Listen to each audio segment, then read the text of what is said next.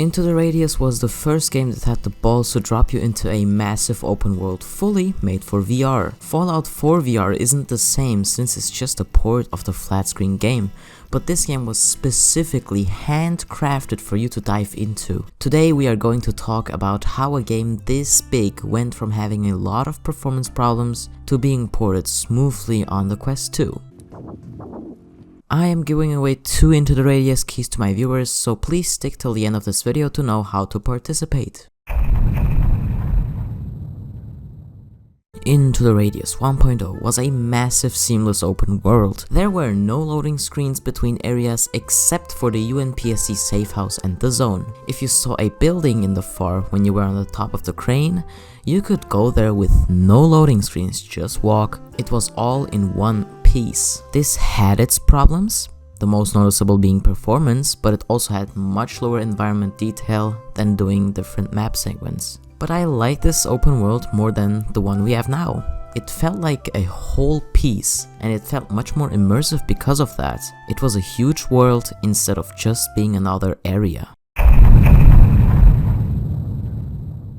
Into the Radius 2.0 introduced a brand new map system similar to Stalker's semi-open world, where the world is divided into multiple areas accessible through loading screens. I am not a big fan, but also not a hater of this system. But one thing is undeniable: the game had such a graphical and performance boost, it was insane. Videos don't do it justice. You really have to hop into 1.0 then switch to 2.0 to see the difference. It is truly impressive. This is also around the time Into the Radius got really popular, mainly thanks to Habi.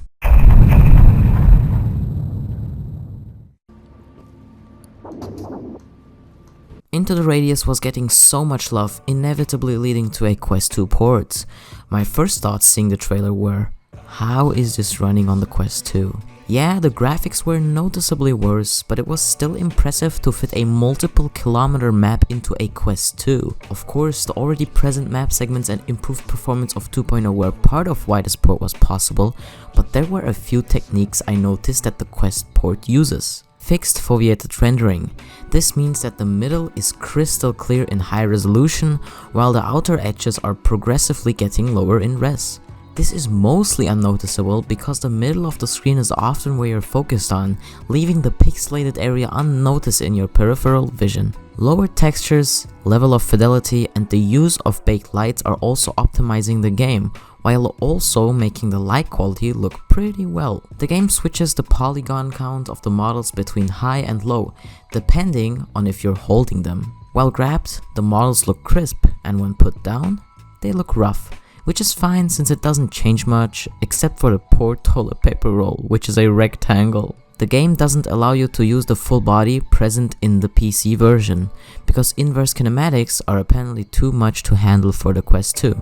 A lot of people in the comments of my Quest 2 PC comparison video really wanted the full body though, so I hope Creative Mobile Games find a way around this. And to the people complaining about the low graphical fidelity on the Quest 2, it really isn't that noticeable inside the headset. It looks really good. And also get your mind clear, this is a huge open world inside a tiny mobile chip, so what did you expect?